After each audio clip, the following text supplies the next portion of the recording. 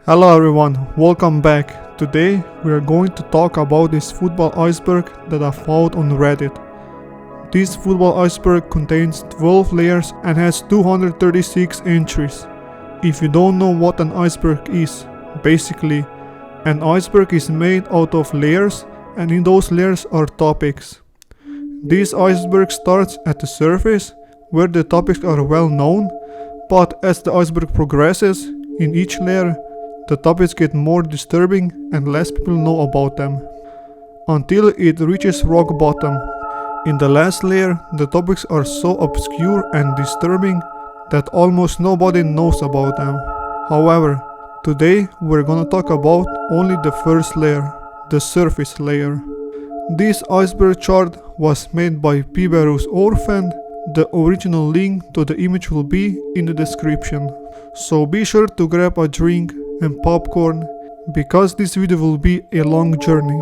But without any further ado, let's begin. Champions League. The Champions League, or back in the day known as the European Cup, was a tournament to determine the best football club in Europe. In 1955, Gabriel Hanot, editor of French sports daily L'Equipe, and Jacques Ferrand, a sports journalist and author, who was also an editor for L'Equipe and the director of French football, petitioned UEFA to set up a competition for some of the most popular teams in Europe's various domestic leagues. Meetings were held in April of 1955 with representatives of Europe's most popular clubs, and a set of competition rules was established. In the same year, in 1955, the European Cup was born, and it was a straight knockout tournament open only to the champions of Europe's domestic leagues, with its winner reckoned as the European Club Champion. During the first 1995-56 season, a total of 16 teams participated. These were AC Milan, Denmark side AFG Argus, Belgium side Anderlecht, Swedish side Djurgården, Polish side Gwardia Warszawa, Scottish side Hibernian,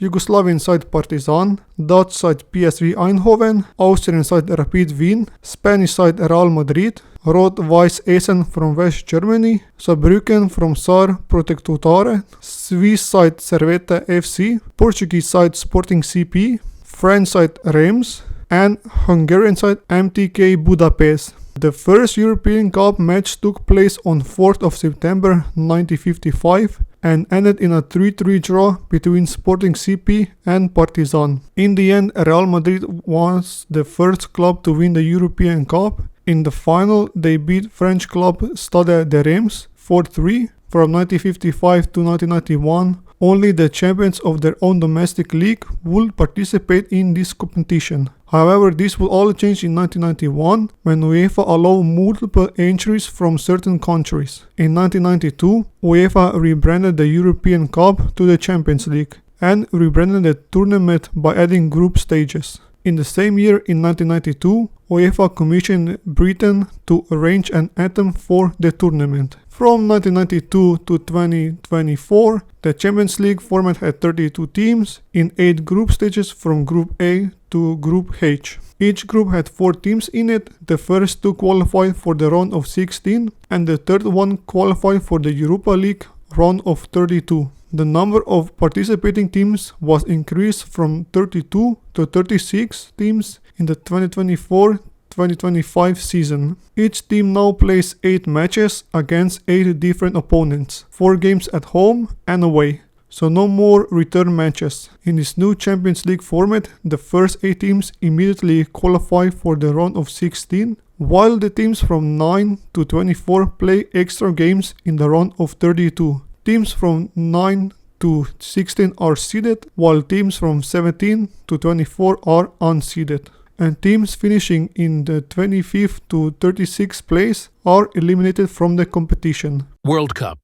The FIFA World Cup was founded in 1930 by then FIFA President Jules Rimet. In 1928, Jules Rimet was thinking about where the first World Cup should be held. And shortly after that, he decided that Uruguay would host the first World Cup in 1930, mainly for 2 reasons.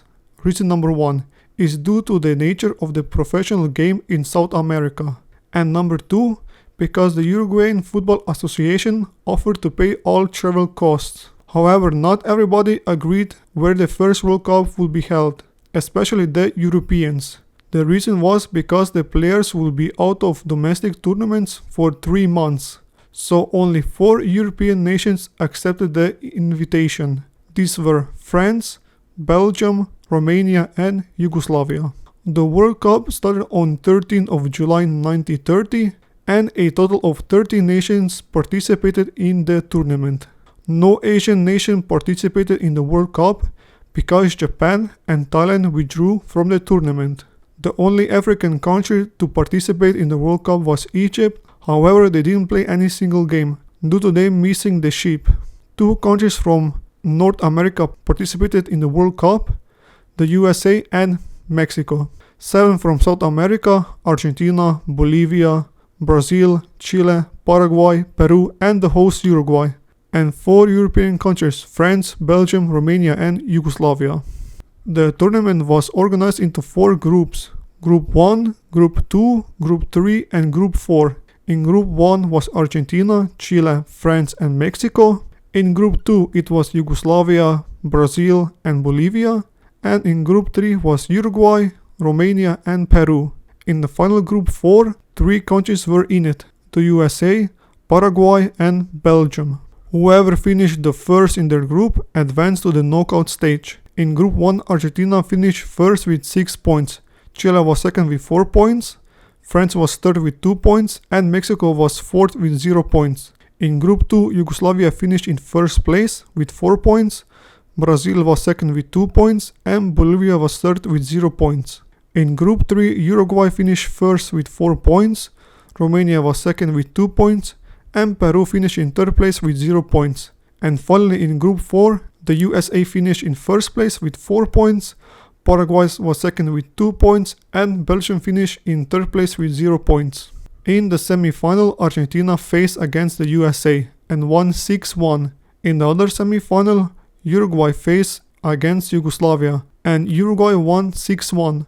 On the 13th of July 1930, in the final, the host nation Uruguay faced Argentina. The game was played in the Estadio Centenario in Montevideo. A total of 68.3 thousand people will see Uruguay beat Argentina 4-2. After the game ended, the FIFA president Jules Rimet presented the World Cup trophy to Raúl Jude, who was the president of the Uruguayan Football Association at the time. In 1942 and 1946, the World Cup was cancelled due to World War II. In 1946, the World Cup trophy was renamed to Jules Rimet in honor of FIFA President Jules Rimet. The trophy was made of gold-plated sterling silver and lapis lazuli base. It depicted Nike, the Greek goddess of victory. In 1970, Brazil won the World Cup and was awarded the Jules Rimet trophy. Later, it was put on display at the Brazilian Football Confederation headquarters in Rio de Janeiro. For the World Cup 1974, FIFA commissioned a replacement trophy. A total of 53 submissions were received from sculptors in 7 countries. In the end, an Italian artist, Silvio Gazzaniga, was awarded the commission. The new FIFA World Cup trophy is made out of 18-karat gold with bands of malachite on its base. It stands 36.8 centimeters or 14.5 inches high and weighs 6.1 kilograms or 13.61 pounds. On 19th of December 1983, the Jules Rimet trophy was stolen at the Brazilian Football Confederation headquarters in Rio de Janeiro. The wooden rear of the cabinet was forced open with a crowbar and the cup was taken. Unfortunately, the trophy has never been recovered and it is widely believed to have been melted down and sold into gold bars. However, some believe the trophy was melted down and was instead sold onto the black market and may still exist. The only original piece of the trophy that has been found was the original base. Fast forward to 2025, a total of 8 different countries won the World Cup. These are Brazil, Germany, Italy, Argentina, France, Uruguay, England and Spain. The most successful country is Brazil with 5 trophies, Germany and Italy with 4, Argentina with 3, France and Uruguay with 2, and England and Spain with 1 trophy. European Championship. The European Championship of the Euros was founded in 1958 by the French Football Federation Secretary General Henri Delaunay. It was first proposed by Henri Delaunay in 1927, but it was not until 1958 that the tournament was started, 3 years later after Delaunay's death. Before the first European Championship took place in 1960, there was another similar tournament to the Euros, called Central European International Cup. It was an international football competition held by teams from Central Europe and South Europe between 1927 and 1960.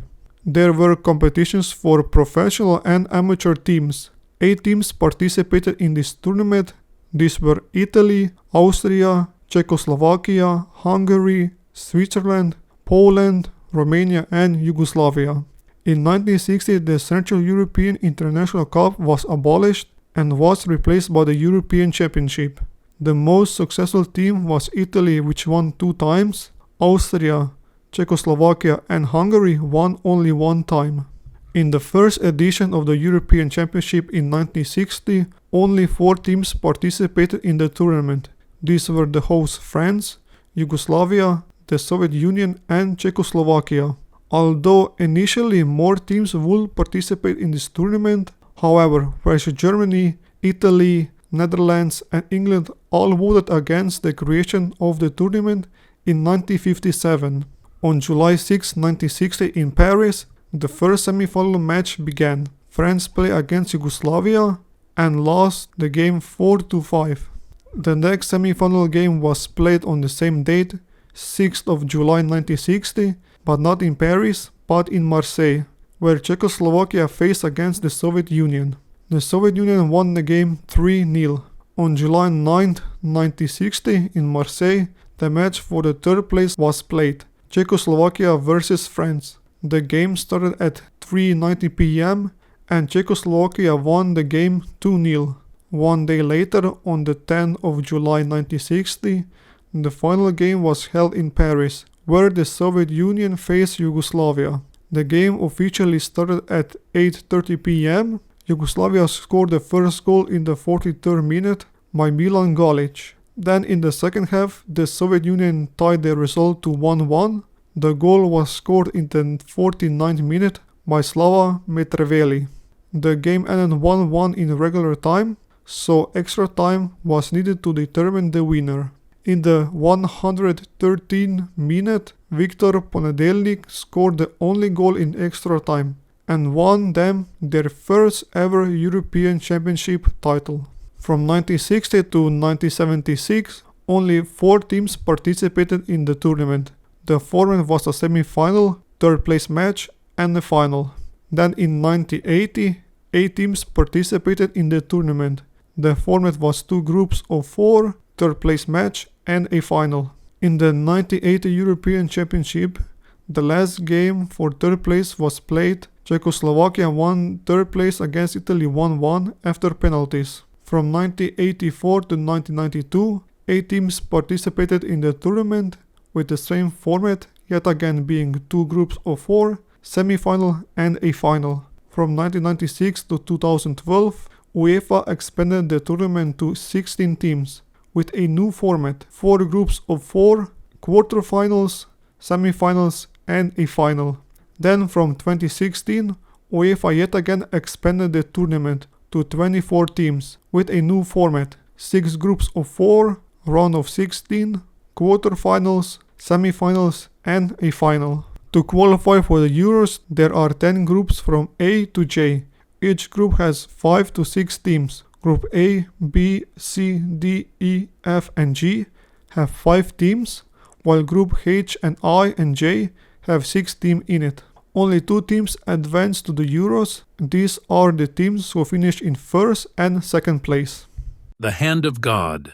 In 1986, Mexico hosted the World Cup and Argentina was put into Group A with Italy, Bulgaria and South Korea. Argentina finished first in the group with 5 points.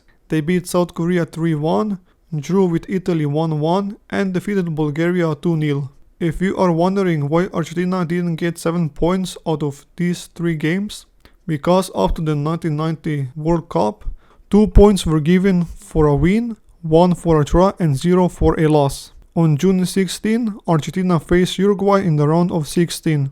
Argentina won the game 1-0, Pedro Pascual scoring the only goal in this match. Then on the 22nd of June 1986, the famous The Hand of God goal appeared. Argentina faced against England. Tensions were high due to the Falklands War between them that happened 4 years before the 1986 World Cup in 1982. During the first half, not much had happened. However, all will change at the start of the second half. In the 51st minute, Maradona passed the ball to his fellow player Jorge Valdano. He tried to pass back to him, and an England defender kicked the ball into the air towards Maradona. Maradona jumped and pushed the ball into the goal with his hand. England players saw what happened and ran towards the referee of the match, Ali bin Nasser, appealing for a handball. The referee didn't see what happened and the goal was allowed to stand. 4 minutes later, in the 55th minute, Maradona scored his second goal of the game. It was called the goal of the century, where he dribbled the ball from his own half all the way to England's side. Argentina won the game 2-1 and advanced to the semi-final against Belgium. In the semi-final, Argentina beat Belgium 2-0 with Maradona scoring 2 goals. The first one in the 51st minute and the second one in the 63rd minute. In the final they faced West Germany. It was a tough game, but Argentina won the game 3-2 at the end, with Maradona lifting the World Cup trophy and winning them the second World Cup title, with the first one coming in the 1978 World Cup in Argentina. Zidane's headbutt. In 2006, Germany hosted the World Cup and France was put into Group G with South Korea, Togo and Switzerland. Out of 3 games, France only won 1 time and drew 2 times.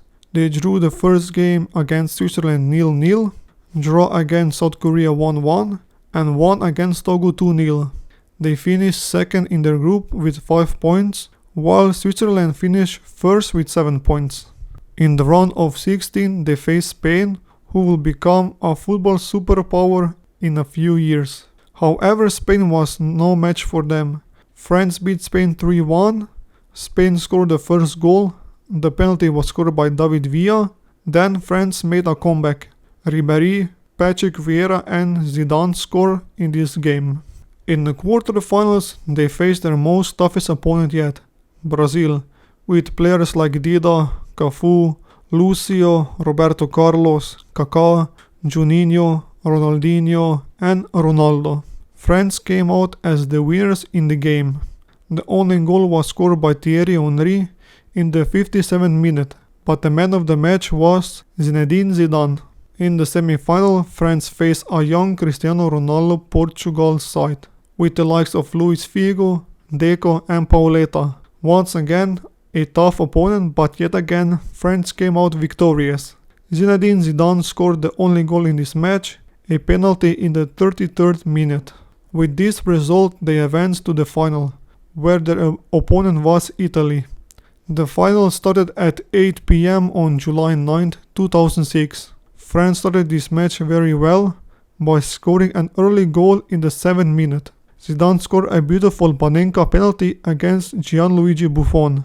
He dinked the ball into the crossbar and it bounced into the goal. But Italy responded very quickly.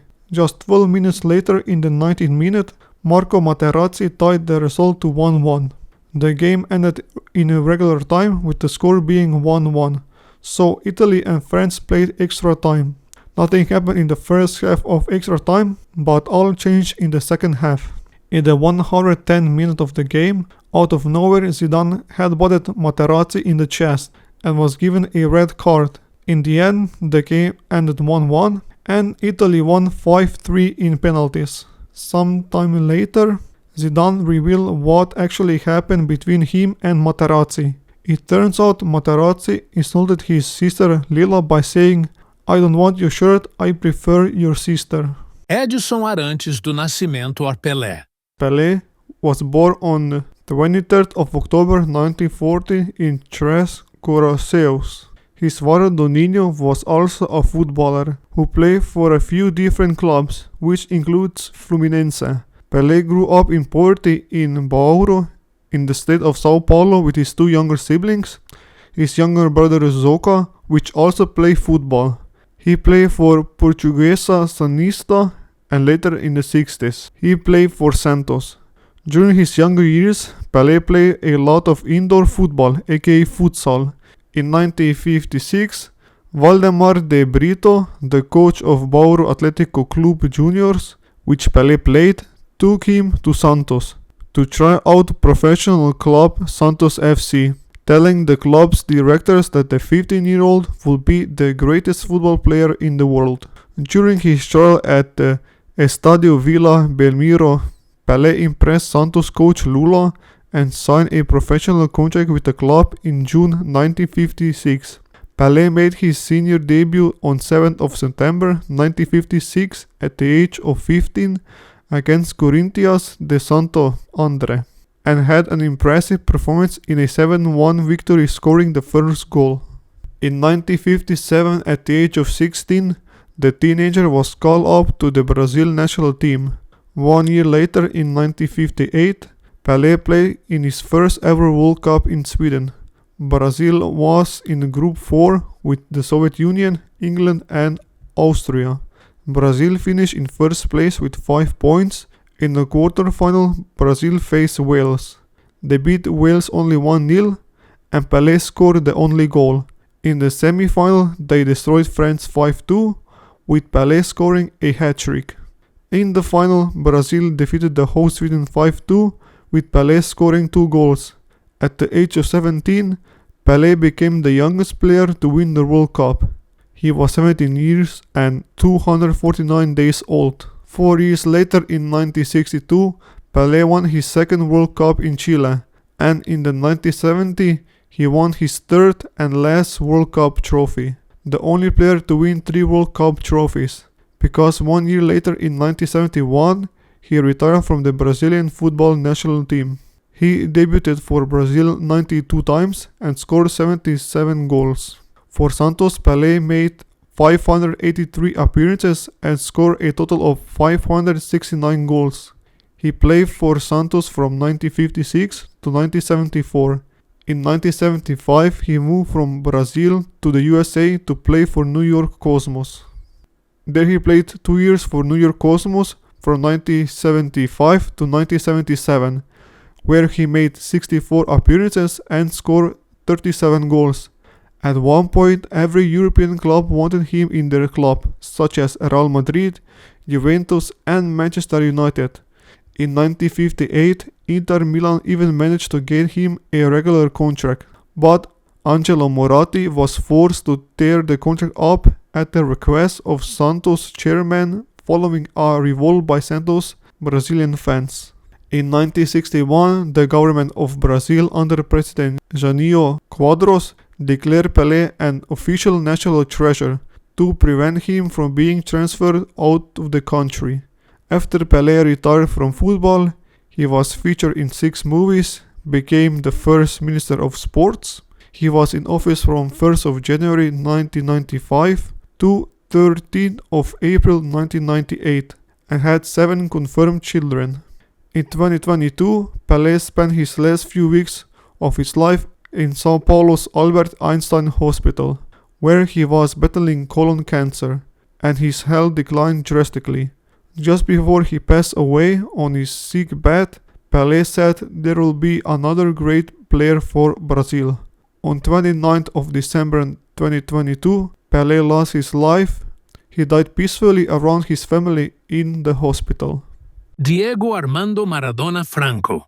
Some people will say that he was the best football player to ever exist.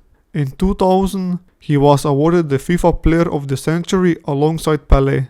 What we know is that Diego Armando Maradona Franco was born on 13th of October 1960 in Lanús, Buenos Aires province. Maradona grew up in a poor family household alongside his 2 younger brothers and 4 older sisters. At the age of 8, he was spotted by a talent scout while he was playing in his local club Estrella Roja. In March 1969, he was recommended to Los Cebulitas, the Little Onions, the junior team of Buenos Aires Argentinos Juniors, by his close friend and football rival Gregorio Carrizo. There, Maradona was on trials to prove himself. He was the real deal. At the time, Francisco Cornejo, the youth coach who discovered Maradona, said this about him, quote, "When Diego came to Argentinos Juniors for trials, I was really struck by his talent and couldn't believe he was only 8 years old. In fact, we asked him for his ID card so we could check it, but he told us he didn't have it on him. We were sure he was having us on because although he had the physique of a child, he played like an adult. When we discovered he'd been telling us the truth, we decided to devote ourselves purely to him." On 20th of October 1976, Maradona made his professional debut for Argentinos Juniors, 10 days before his 16th birthday, versus Talleres de Córdoba. He entered the pitch wearing the number 16 jersey and became the youngest player in the history of the Argentine Primera División. On November 4th, 1976, 2 weeks after turning 16, Maradona scored his first goal as a professional against Marplatense team San Lorenzo. Maradona spent 5 years playing for Argentinos Juniors from 1976 to 1981, where he made 167 appearances and scored 115 goals. In February 1981, Maradona transferred to Boca Juniors for $4 million. On the 20th of February 1981, he signed a contract with Boca Juniors. Then just 2 days later, he made his debut against Talleres de Córdoba. In the same year, he won his first and last title for Boca Juniors, winning the Argentine Domestic League. From 1981 to 1982, Maradona made 40 appearances with Boca Juniors and scored 28 goals. After that 1982 World Cup, Maradona went to FC Barcelona for a world record fee of $7.6 million. In the 1982-83 season, under coach Cesar Luis Menotti, Maradona won 2 trophies for Barcelona, the Copa del Rey and the Spanish Super Cup. Maradona spent only 2 seasons in Barcelona, from 1982 to 1984, where he made 58 appearances and scored 38 goals. In 1984, Maradona transferred to Napoli for a world record fee of $10.4 million. On 5th of July 1984, Maradona was presented as a Napoli player in front of 75,000 fans at the Stadio San Paulo Stadium. At the 1986 World Cup in Mexico, Maradona helped Argentina win their second World Cup trophy, beating West Germany in the final 3-2. In the 1986-87 Serie A championship season, Maradona helped Napoli win their first ever league title.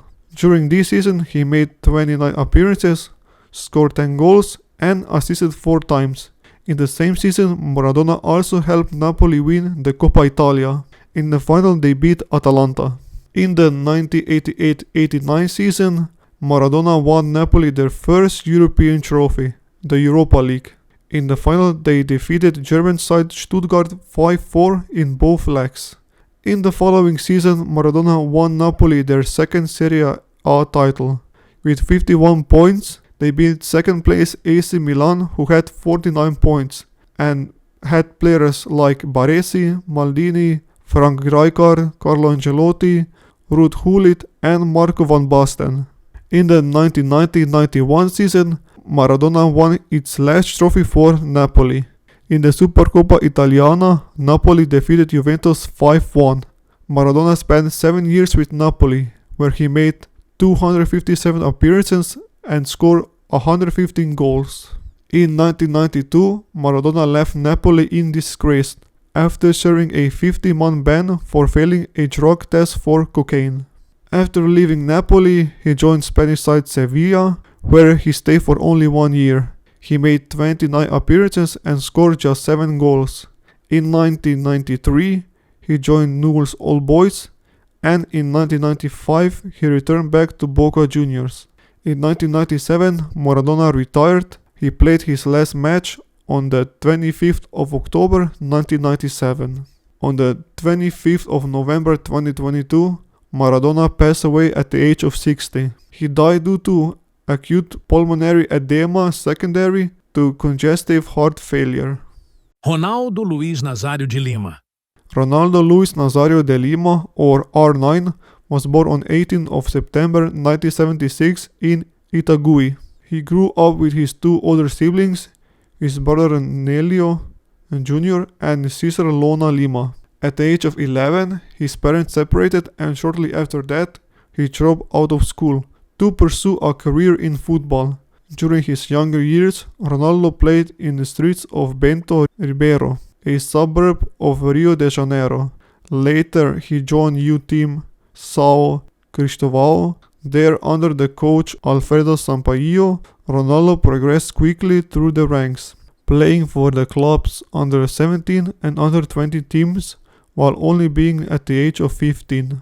During his playing time for São Cristóvão youth team, the former Brazilian icon Jairzinho, who won a World Cup in 1970, recognized Ronaldo as a child prodigy and recommended the 16-year-old to his former club Cruzeiro. On 25th of May 1993, Ronaldo made his debut against Caldense in the Minas Gerais State Championship. However, his first senior goal came in a friendly during a tour of Portugal, scoring a goal against Belenenses. He played so well that coach Carlos Alberto Silva put him in the first team as a regular. On 5th of October 1993, he scored his first senior career hat-trick against Chilean side Colo-Colo in the first home leg of the Supercopa Libertadores. During his 2 years in Cruzeiro, from 1993 to 1994, Ronaldo scored 44 goals in just 47 appearances. In 1993, he helped them win their first Copa do Brasil trophy. In 1994, Ronaldo was selected for the World Cup tournament when he was just 17 years old. Brazil won the tournament for the 4th time by beating Italy in the final 3-2 in penalties, where Roberto Baggio sky-kicked the ball over the bar. This is where the famous quote comes from: "Socrates died poisoned," and in 1994, PSV bought Ronaldo from Cruzeiro for 5.4 million euros. On 28th of August 1994, Ronaldo made his debut against Vitesse, where he scored his debut goal in the 10th minute of the match. In his first season in the Netherlands, Ronaldo scored 30 league goals and became the top goal scorer of the league.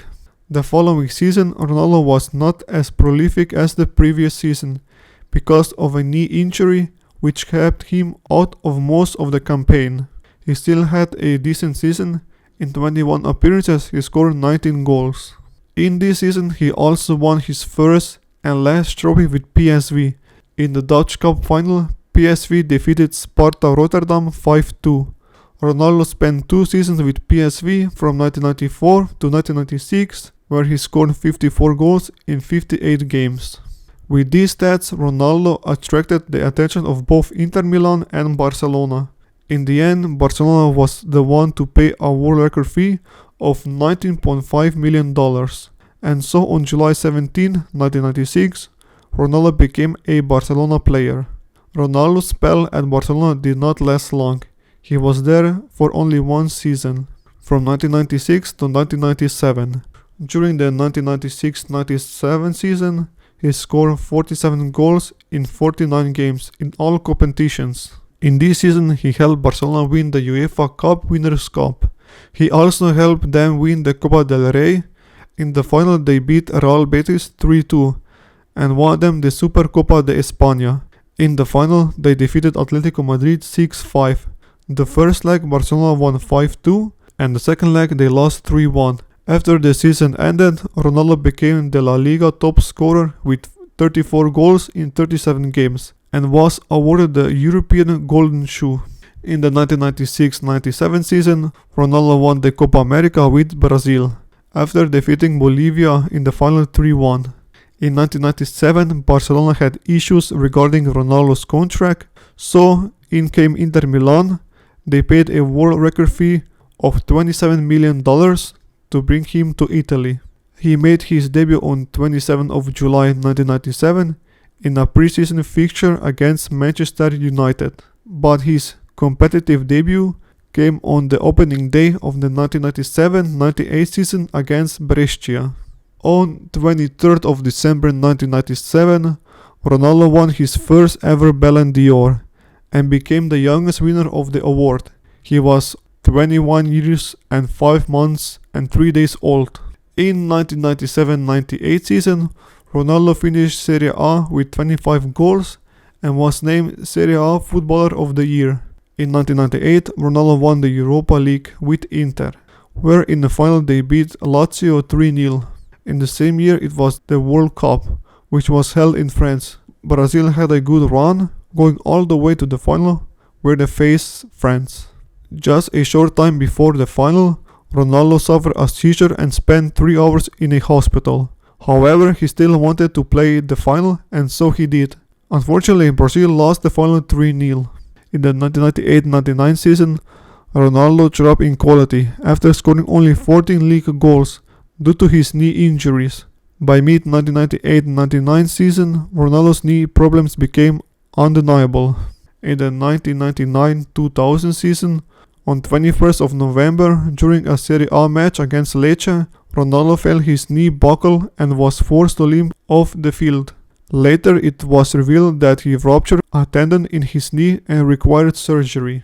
On the 12th of April 2000, Ronaldo made a comeback against Lazio in the Coppa Italia final. Just only 6 minutes into the match, Ronaldo suffered a complete rupture of the kneecap tendons. He missed the entire 2001 season. His physiotherapist Nilton Petrone stated his kneecap actually exploded and called it the worst football injury he's ever seen. After 2 years of not playing football, Ronaldo came back for the 2002 World Cup. In this tournament he had a fantastic campaign, scoring 8 goals, 2 against Germany in the final, and lifting the trophy.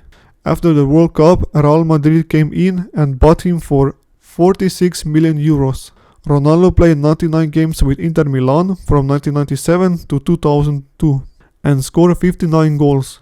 With Real Madrid, Ronaldo played 177 games and scored 104 goals, where he won 2 Spanish titles, 1 Spanish Super Cup, 1 Intercontinental Cup, and his second Ballon d'Or.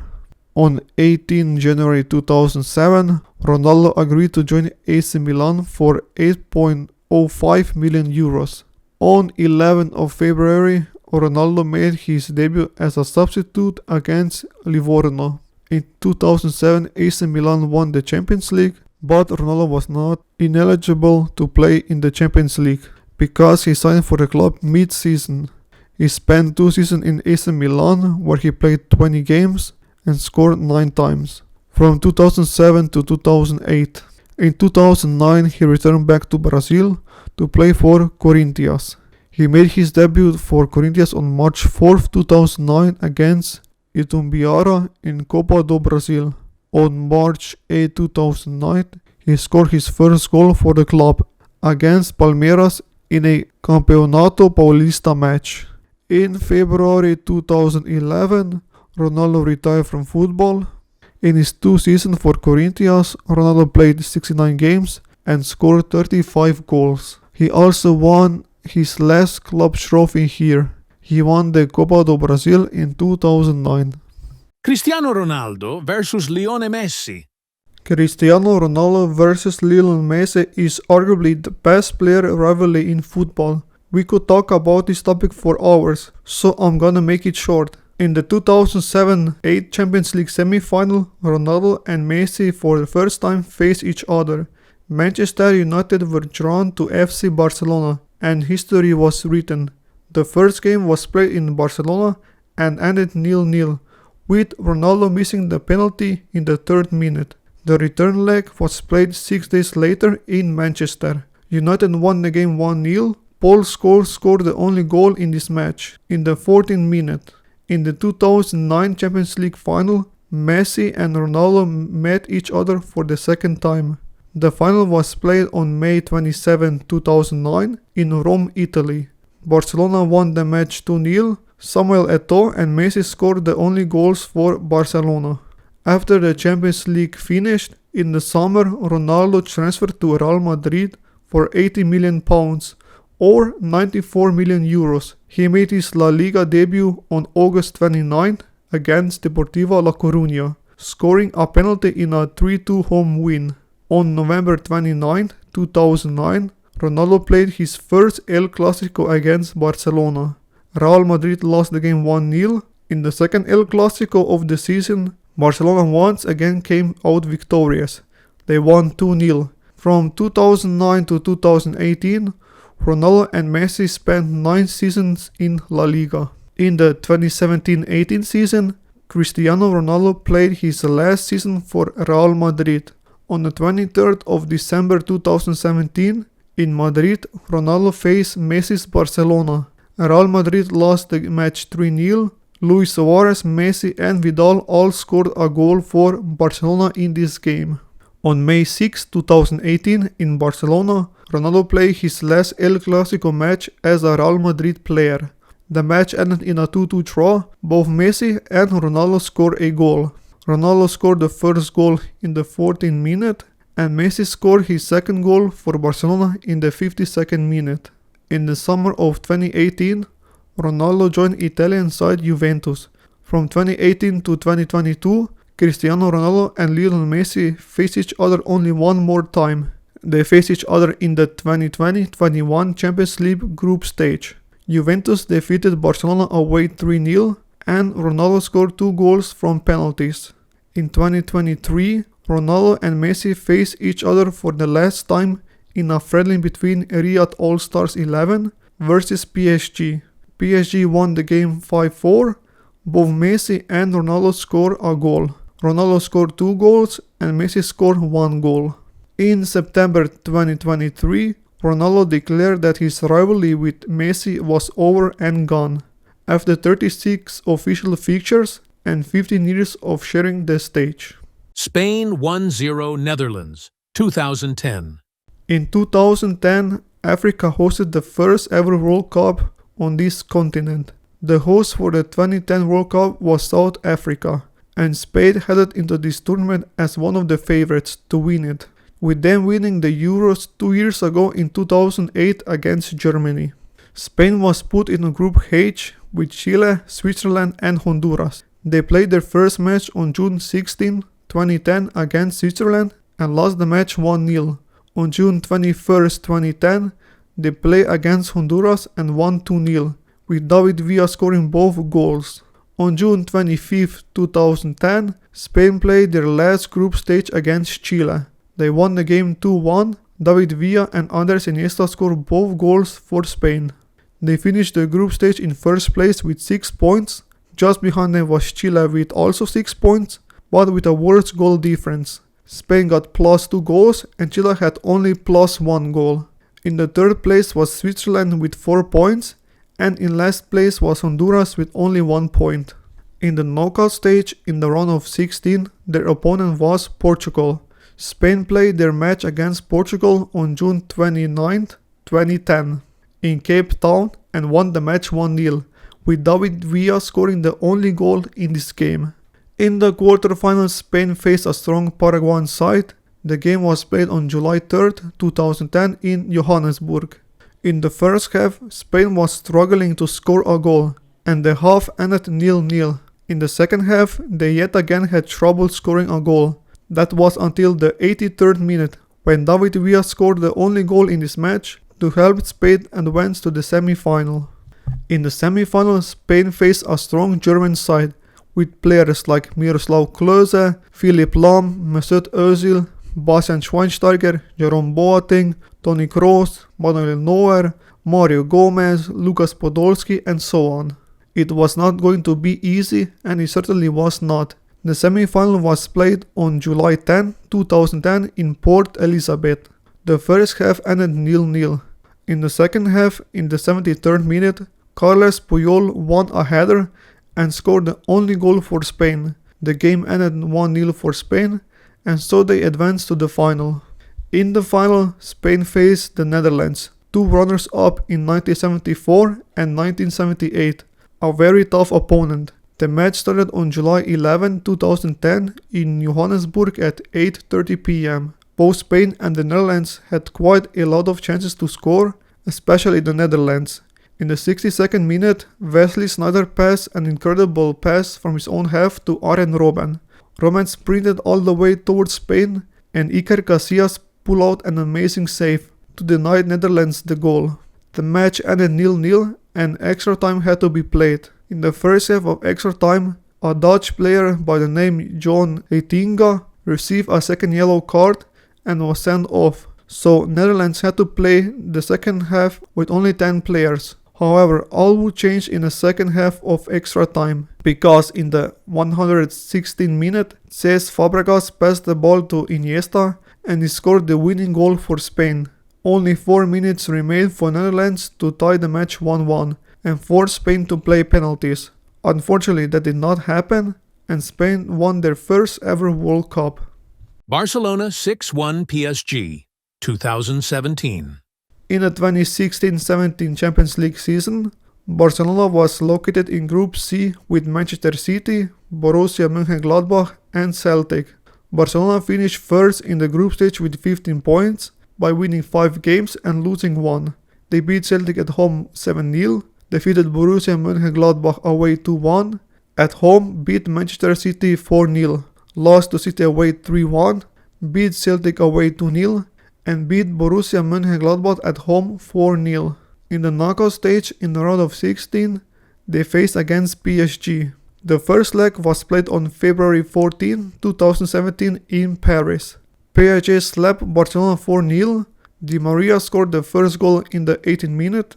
In the 14th minute, Julian Draxler scored the second goal for PSG. In the 55th minute, Di Maria scored his second goal for PSG. And finally, in the 72nd minute, Cavani scored the last goal for PSG, and the game ended 4-0 for PSG. In Barcelona, they had to score at least 4 goals to play extra time. So on March 8, 2017, Barcelona played the second leg at home. It started fantastic. For Barcelona, Luis Suarez scored an early goal in the 3rd minute. In the 40th minute, Kurzawa scored an own goal, and Barca was now leading 2-0. In the 50th minute, Barcelona was awarded a penalty, and Messi scored it. It was now 3-0 for Barcelona. 12 minutes later, Cavani scored a brilliant goal for PSG to reduce the scoreline to 3-1. In the 88th minute, Barcelona was awarded a free kick near the penalty area. Neymar shot and scored a beautiful free kick goal. It was now 4-1 for Barcelona.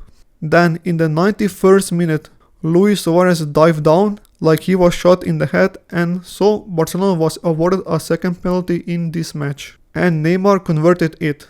It was now 5-1 for Barcelona. 1 goal separated Barcelona from the quarter-final.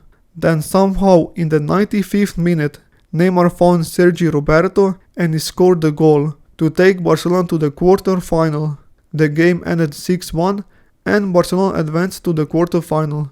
In the quarter-final, Juventus beat them at home 3-0 and away they draw 0-0. Manchester United 2-1 Bayern Munich, 1999. In the 1998-99 Champions League season, both Manchester United and Bayern were put in the same group, Group D. Bayern finished Group D in first place with 11 points. In the first game, they lost 2-1 to Brøndby. In the second match, they drew 2-2 against Manchester United. In the third game, they beat Barcelona 1-0. In the fourth game, they beat Barcelona 2-1. In the fifth game, they defeated Brøndby 2-0 and drew the last game against Manchester United 1-1. United finished the group stage in second place with 10 points. They beat Brøndby 2 times. at home and away. Against Barcelona they drew 2 times, and against Bayern they also drew 2 times, at home and away. In the knockout stage in the quarter-final, Bayern faced Kaiserslautern, while Manchester United faced Inter Milan. United played their first match in Manchester. Man United won the game 2-0 thanks to 2 goals by Dwight York. On March 17, 1999, United played their return game in Milan. The game ended in a 1-1 draw. Nicola Ventola scored the first goal in the 63rd minute, but in the 88th minute, Paul Scholes scored an equalizer to draw the game 1-1, and so they advanced to the semi-final. Bayern played their first leg at home in Munich on March 3, 1999 in the Olympic Stadium. Bayern won the game 2-0. Giovanni Elber scored the first goal in the 31st minute, and Stefan Effenberg scored the second goal in the 35th minute. On March 17, 1999, Bayern played the return leg in Kaiserslautern. Bayern won the game 4-0. Effenberg scored the first goal, Karten Jansker scored the second goal, Uwe Rösler scored an own goal, and Mario Basler scored the fourth goal, and the match ended 4-0 to Bayern. In the semi-final, Manchester United faced Juventus, while Bayern faced Dynamo Kiev.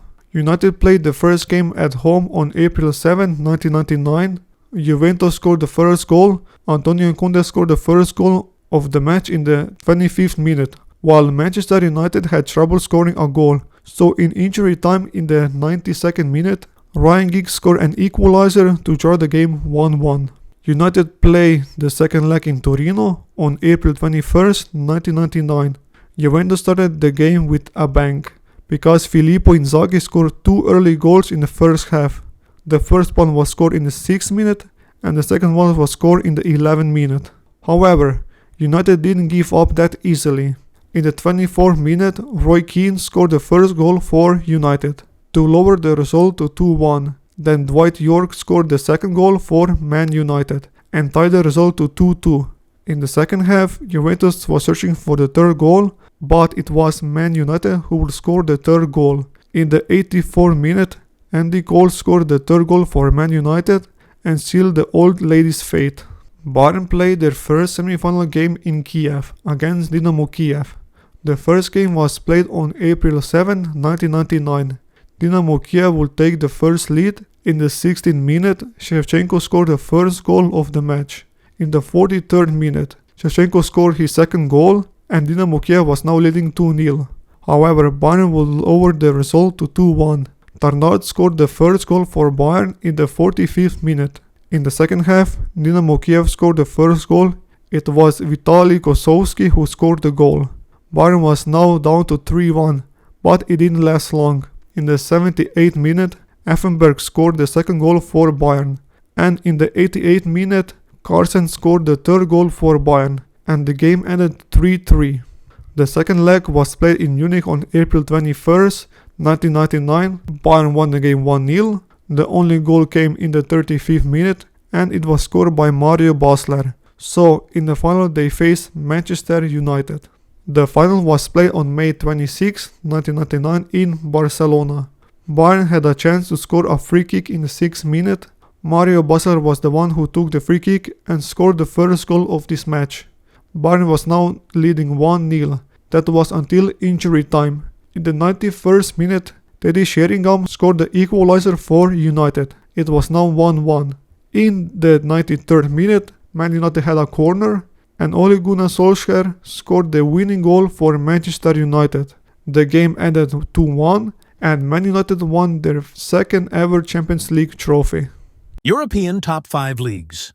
We all know who are the top 5 European leagues. These are the Premier League, La Liga, Ligue 1, Serie A, and the Bundesliga. The big question is, how do we determine who has the best league in Europe? Well, it turns out that the country with the biggest points is the number 1 European league. This is how UEFA calculates the league. D1 System Overview.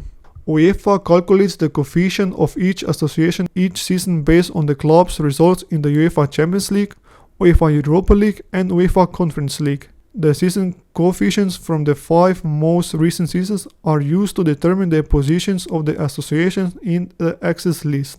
D2, reference periods for rankings, is basically the same thing as D1. Then we have D3, association coefficient calculation.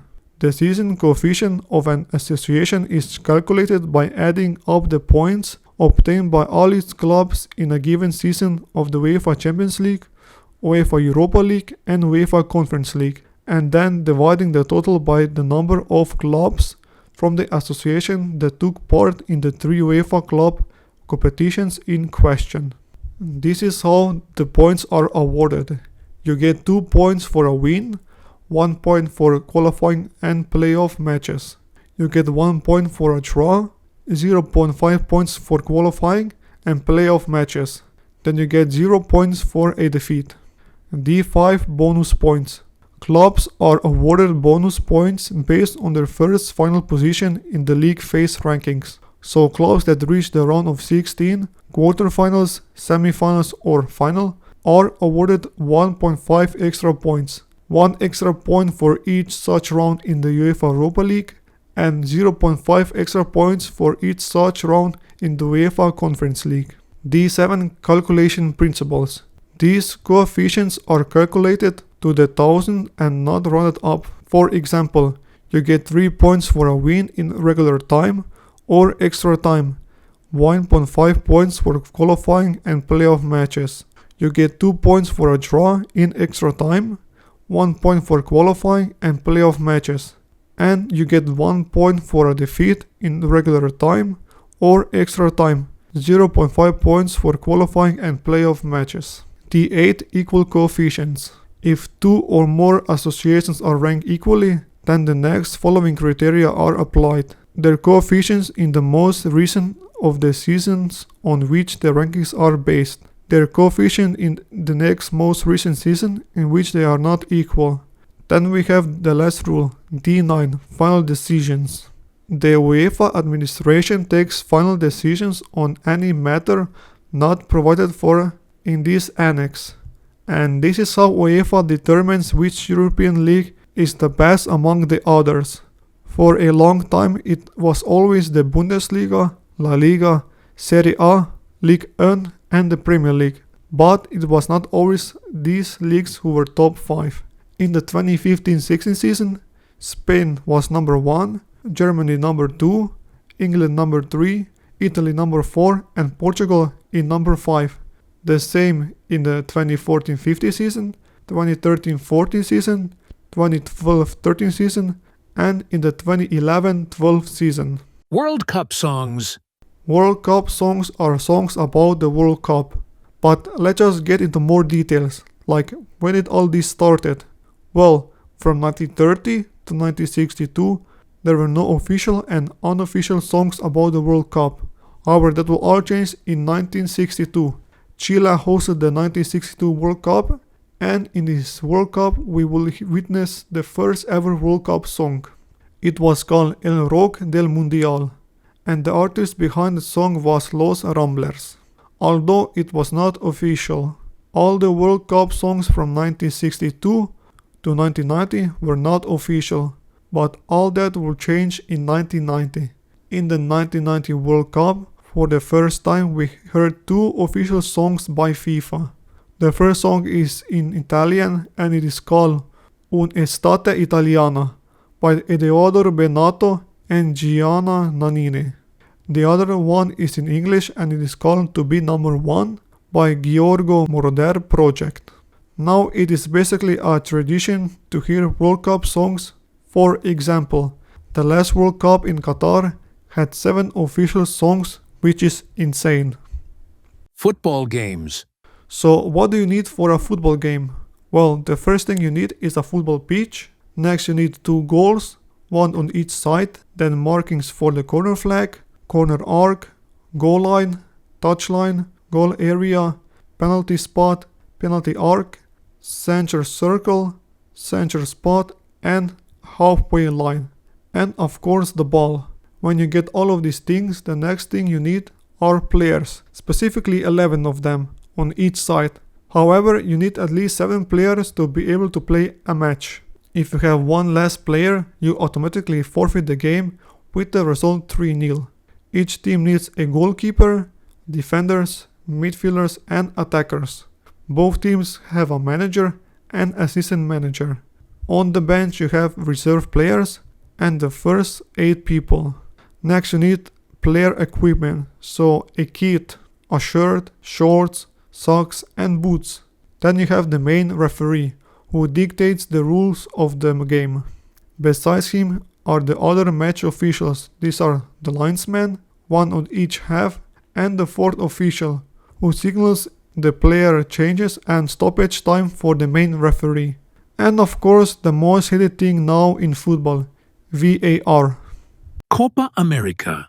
Copa America is a South American football competition that takes place every 1 to 4 years and determines the best South American country. It is basically like the European Championship in Europe. The tournament was founded in 1916 by 4 countries, the hosts Argentina, Chile, Brazil and Uruguay. In the first edition of Copa America, there were no qualifications for the tournament. The participating countries were Argentina, Brazil, Chile and Uruguay. They play in a format called round-robin tournament. Each team play 1 match against each of the other teams. 2 points were awarded for a win, 1 point for a draw and 0 points for a loss.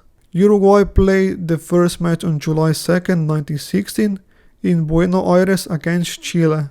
Uruguay won the match 4-0. José Pienbiene and Isabelino Gradin scored 2 goals each. The host Argentina played its match against Chile on July 6, 1916 in Buenos Aires. Argentina won the game 6-1. Alberto Ojazzo, Juan Domingo Brown and Alberto Marcovecchio scored each 2 goals. The next match was played on July 8, 1916 between Brazil and Chile in Buenos Aires. The match ended in a 1-1 draw. De Mostantes scored the only goal for Brazil, and Hernando Salazar scored the only goal for Chile. Argentina played its second game against Brazil on July 10, 1916 in Buenos Aires. The game ended in a 1-1 draw. José Durant Laguna scored the only goal for Argentina, and Alenzar scored the only goal for Brazil.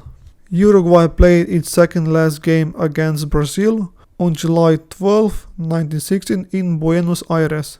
Uruguay beat Brazil 2-1. Isabelino Gradin and José Tungola each scored a goal for Uruguay, and Arthur Friedenreich scored the only goal for Brazil. The last game was played on July 17, 1960 between Argentina and Uruguay in Avellaneda. The match ended in a 0-0 draw. So Uruguay finished the group stage in first place with 5 points and won the first edition of Copa America. Argentina finished in second place with 4 points, Brazil finished in third place with 2 points, and Chile finished in fourth place with only 1 point. The tournament was so successful that the board member of the Uruguayan Football Association, Hector Rivadavia, proposed the establishment of the Confederation of the Association of Argentina, Brazil, Chile and Uruguay. On July 9th, Independence Day in Argentina, CONMEBOL was founded. If you don't know what CONMEBOL is, it is the South American Football Confederation governing body of football in South America. For the 1921 Copa America event, Paraguay participated for the first time. However, they finished the tournament in last place with only 2 points. For the 1926 Copa America event, Bolivia participated for the first time. However, they finished the tournament in last place with 0 points. For the 1927 Copa America event, Peru participated for the first time. They finished the tournament in third place with 2 points. From 1916 to 1921, the format was a round-robin group of 4. For the 1992 Copa America, they used a similar format to the previous one. The only difference was, instead of a round-robin group of 4, it was a round-robin group of 5. From 1923 to 1924, they returned back to the round-robin group of 4. In the 1925 Copa America, they used a double round-robin group of 3 format. In 1926, the edition they used a round-robin group of 5 formats. From 1926 to 1967, they used the same round-robin format. The only thing they changed was how many groups were there.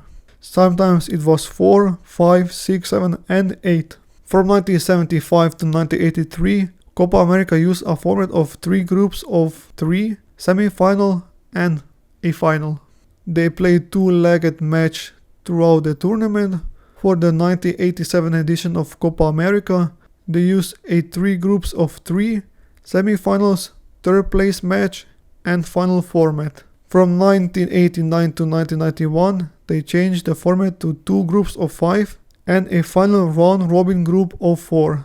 In the 1993 Copa America, for the first time, 2 countries from CONCACAF participated. These were Mexico and the United States. From 1993 to today, Copa America used a format which includes 2 to 4 groups of 4, a quarterfinals, a semi-finals and a third place match and a final. From 1916 to 2025, a total of 8 different countries won Copa America. The most successful team is Argentina with 16 titles, then Uruguay with 15 titles, Brazil has 9 titles, Paraguay, Chile and Peru each have 2 titles, and Colombia and Bolivia each have 1 title. Jogo, Bonito and Tiki, Taka. Jogo Bonito and Tiki Taka are football style of play. Let's talk about Jogo Bonito first. What is Jogo Bonito? So, Jogo Bonito, or in English, the beautiful game, is a style of play that originated in Brazil and was popularized by the Brazilian footballer Pelé. The exact phrase of Jogo Bonito is disputed. However, the origin has been attributed to the Brazilian footballer Didi. But the English football commentator Stuart Hall claimed to have originated it in 1958. In 1996, Nike made a football commercial referencing the beautiful game, titled God vs. Evil. It was a gladiator game set in Roman amphitheater where 10 football players from around the world, including Eric Cantona, Ronaldo, Paolo Maldini, Luís Figo, Percy Kluivert, Ian Wright, and Jorge Campos, defend the beautiful game against a team of demonic warriors. For 1998 World Cup in France, Nike made a commercial called Aeroporto, referencing Jogo Bonito. In this commercial, we see the whole Brazil squad showing their playing style. Let's now talk about Tiki Taka. Tiki Taka is a completely opposite style of play of Jogo Bonito. Tiki Taka is a style of play in football characterized by short passing and maintaining possession. It is primarily associated with the Spain national team since 2006 by manager Luis Aragonés and Vicente del Bosque. The most influential person to popularize the style of play is definitely Pep Guardiola, with Barcelona from 2009 to 2012, with players like Xavi, Iniesta and Busquets. Pep won a total of 14 trophies with Barcelona, including a treble and a sextuple. The origin of Tiki Taka goes all the way back to FC Schalke, who use a similar style of play. Schalker Kreisel, which in English means Schalke spinning top, which won Schalke 6 German championships between 1934 and 1942, and the total football used by Ajax and the Dutch national team during the 1970s. Nowadays, this style of play in football is under a lot of criticism, because it produces no creativity from the players, especially wingers, where their main job is just to pass. The Ballon d'Or. The Ballon d'Or, or the Golden Ball, is an annual football award presented by the French magazine France Football to honor the player who had the best season. The award was created in 1956 by 2 French sports writers, Gabriel Honot and Jacques Ferron. From 1956 to 2006, the Ballon d'Or was based exclusively on voting by football journalists. The award was also awarded only to players from Europe. So that means players like Pelé, Maradona, Romario and so on were not participating in this award. The first player that was awarded the Ballon d'Or was Stanley Matthew from Blackpool. In 1956, he won the award in first place with 47 points. In second place was Alfredo Di Stefano with 44 points and Raymond Coppa The French footballer was in third place with 33 points. Now you're probably wondering, how did Stefano win 2 Ballon d'Ors in 1957 and 1959 if he was born in Buenos Aires, Argentina? Well, this is because in 1956 acquired a Spanish citizenship and was eligible for the award. However, that all changed in 1995.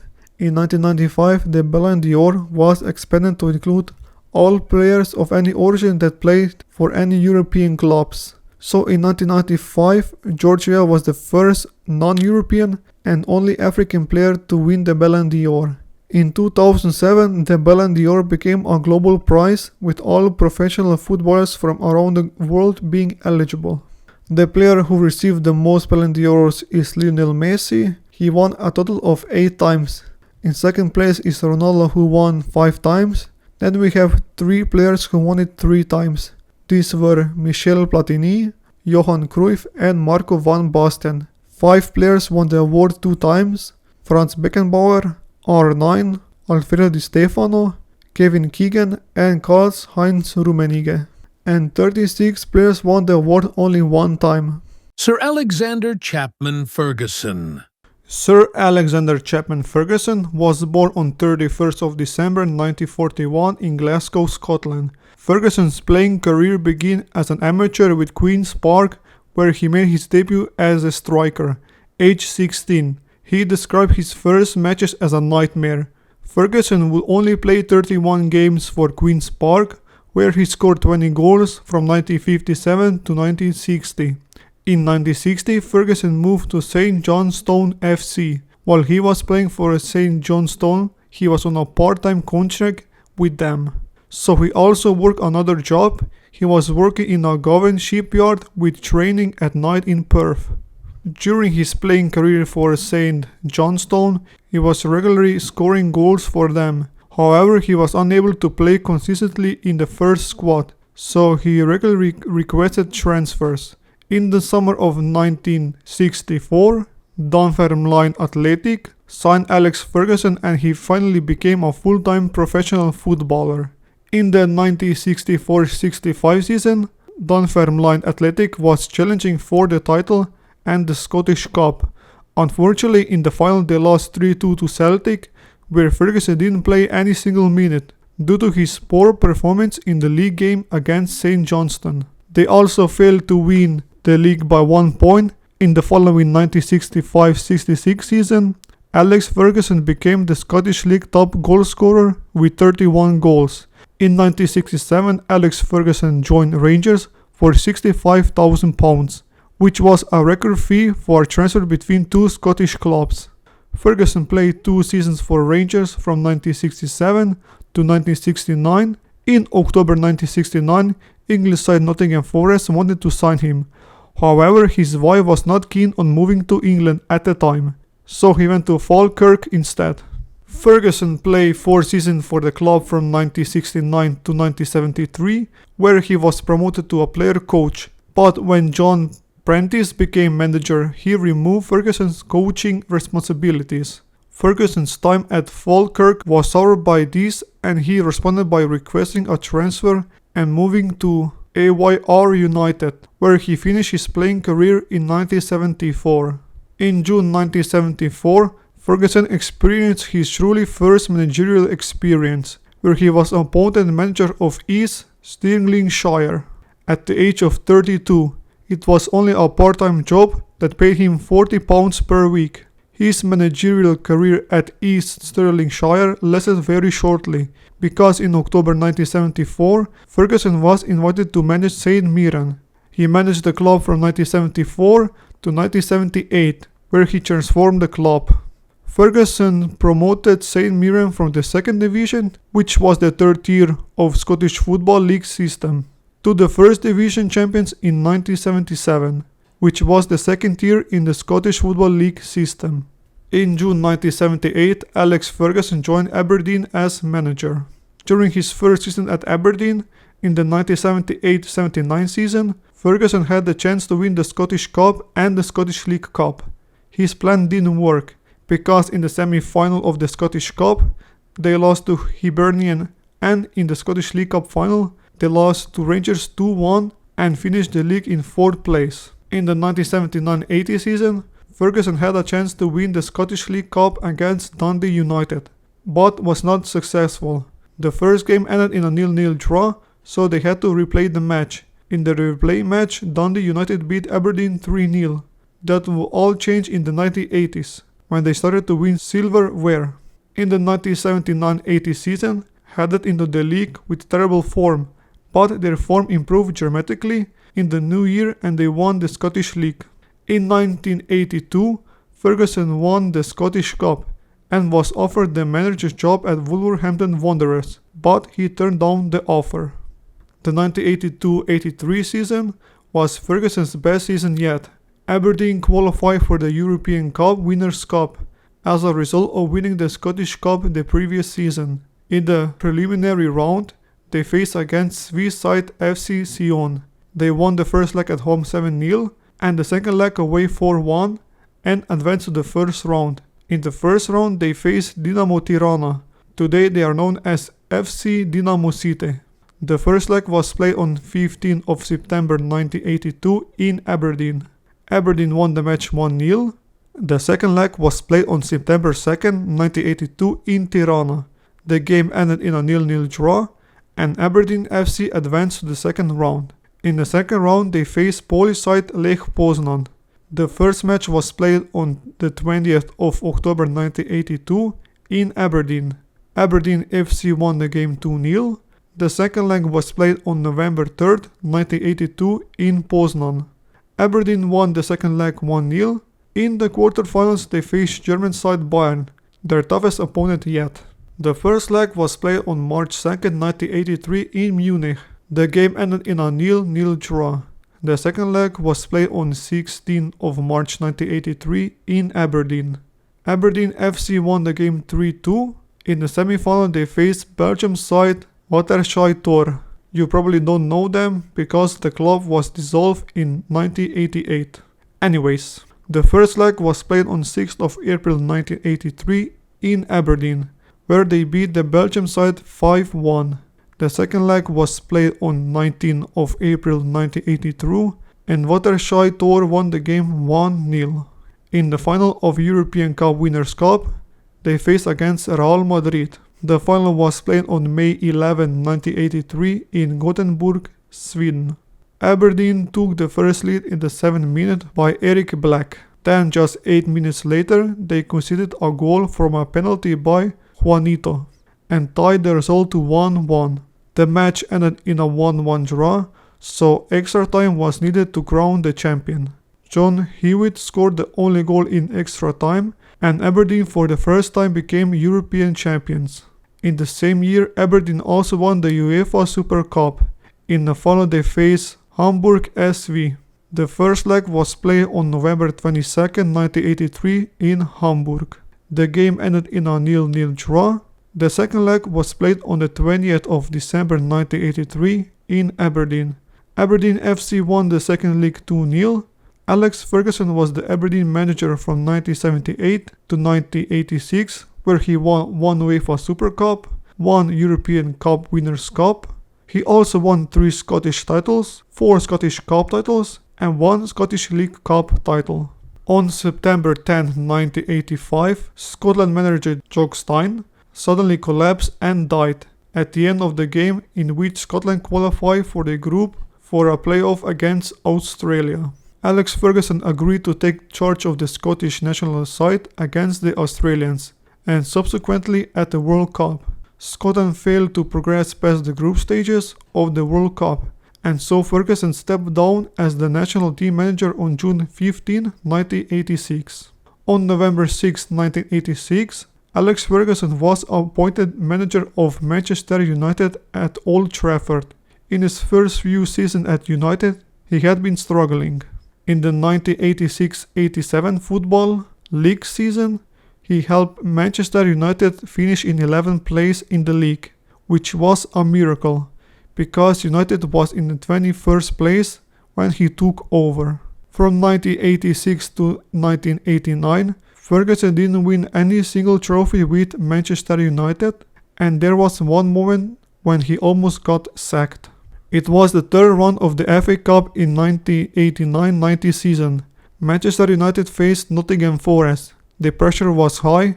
If Alex Ferguson didn't win this game, he would be sacked.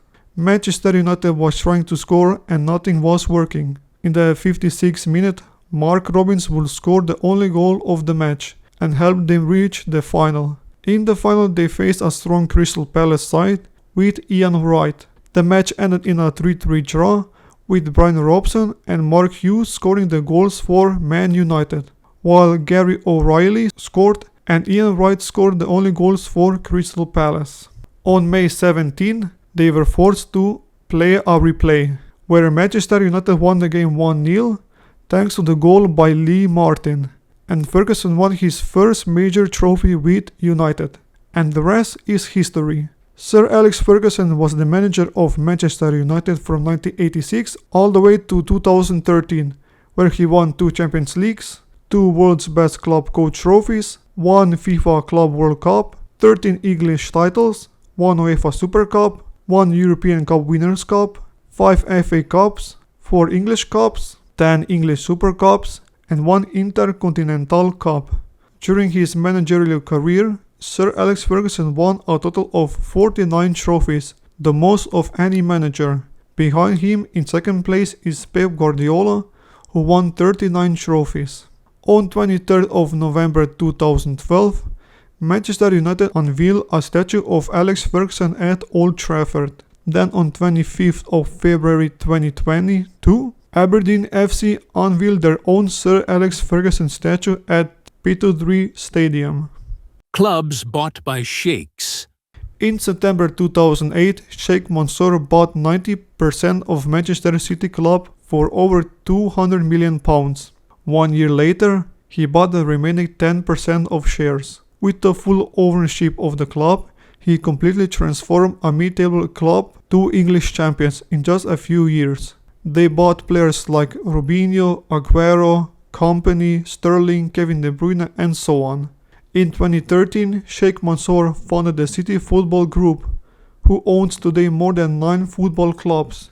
They own 100% of Manchester City, Melbourne City, 65% of Mumbai City FC, 80% of New York City, 100% of Montevideo City, 100% of Troyes, 99% of Lommel, 47% of Girona, 47% of Shenzhen Peng City, 20% of Yokohama F. Marinos, 94.94% of Palermo FC, and 90% of Bahia.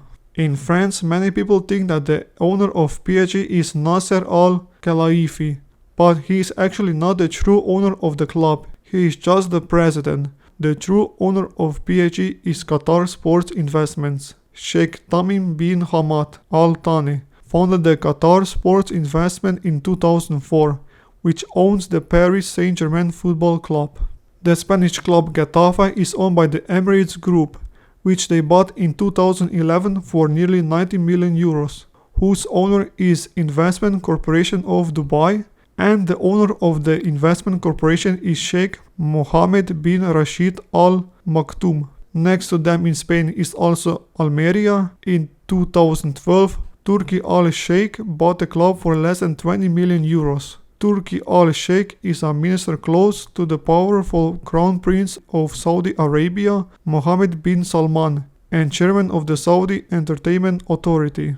Let's also not forget about Newcastle United. In October 2021, the Saudi Public Investment Fund, whose owner is Crown Prince Mohammed bin Salman, acquired the club for around 350 million euros. In England, Sheffield United and Wigan Athletic are also owned by Sheiks. The owner of Sheffield United is United World Group, a Saudi company led by Abdullah bin Mossad bin Abdulaziz Al Saud, who is the son of Prince Mossad bin Abdullah Al Saud and grandson of King Abdulaziz. If you don't know who King Abdulaziz is, he was the first king of Saudi Arabia. And the owner of Wigan Athletic is Bahraini businessman Abdullah Rahman Al Yasmi. El Clásico. El Clásico is the biggest Spanish rivalry between FC Barcelona and Real Madrid. It got its name due to both clubs being the biggest and most successful clubs in Spain.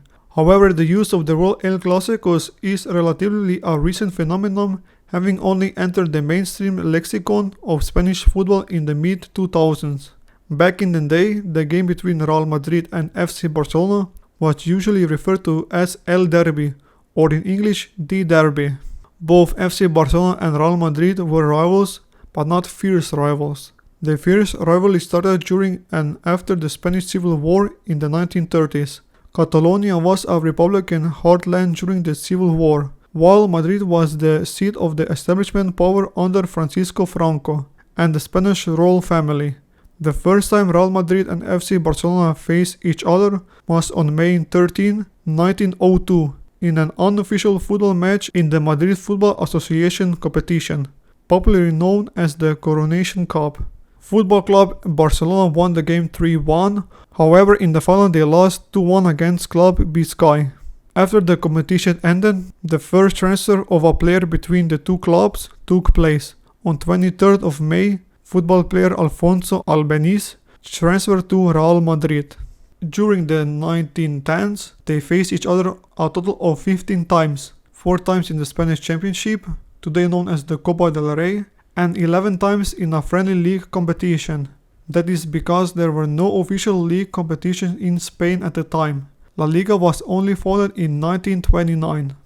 They once again meet each other in the 1926 in the Spanish Cup Championship, Copa del Rey.